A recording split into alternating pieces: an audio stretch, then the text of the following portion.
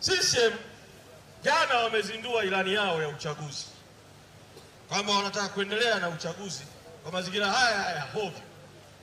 Katika hiyo ilani ambayo imezinduliwa jana, CCM inataka kuwatapeli na kuwadanganya wananchi kwamba wananchi mkubali kuingia kwenye uchaguzi eti kwa sababu CCM sasa ikiingia madarakani tena italeta katiba mpya.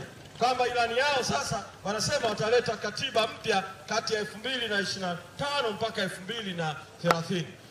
Nataka niwakumbushe Watanzania ili msikubali utapeli huu wa CCM. Sio mara ya kwanza kwa CCM kuweka kwenye ilani kuwa watauisha na kukamilisha mchakato wa katiba mpya. Mchakato ulikwama mwaka 2014. Mchakato ulipokwama tukaingia kwenye uchaguzi wa mwaka 2015.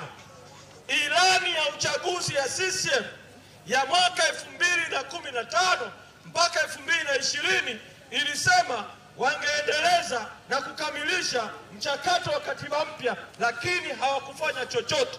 Hawakufanya chochote kati ya 2016 mpaka mwaka 2020.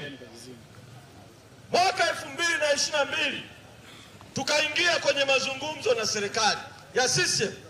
Rais akiwa Rais Samia, kukutana naye Ikulu mwezi Mei mwaka 2022. Nilipata bahati ya kuwa sehemu ya timu yetu tuliyokutana na rais. Kati ya mambo ambayo tulimweleza Rais Samia ni kwamba Watanzania wanataka mchakato wa katiba mpya ukamilishwe. Akasema, nyinyi mnataka mchakato ukamilishweje? Tukamweleza ufanyweje, vyombo vipi viundwe, ratiba iweje ili katiba mpya ipatikane kabla ya uchaguzi wa mwaka 2025. Rais Samia akatoa ahadi ya uongo kwamba sasa nendeni mkazungumze jambo hili linafanyikaje. Tukaingia kwenye mazungumzo mwaka mzima. Wao wakaunda timu ya watu 5, sisi upande wa Chadema ikaundwa timu ya watu 5. Nilipata bahati kuwa sehemu ya hiyo timu ya watu 5. Tukazungumza nao kwa mwaka mzima. Mwaka mzima wanakataa katiba mpya. Baadaye wakasema wanatoa kauli kwa umma tu kwamba na CCM nayo iko tayari kwa katiba mpya.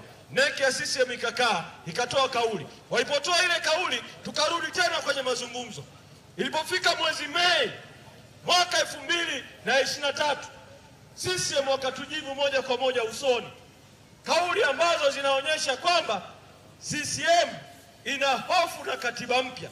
Inajua katiba mpya itasababisha CCM iondolewe madarakani. Kwa hicho walichokiweka kwenye ilani ni uongo wa kuwadanganya wananchi, lakini CCM haiko tayari kwa katiba mpya. Ndio maana tuendelee kudai mabadiliko kwa nguvu. Tukishayapata mabadiliko tuiondoe CCM madarakani ili chama kipya, chama cha Chadema ambacho hakikushiriki kuiandika katiba ya zamani, ndicho kiwaletee Watanzania katiba mpya.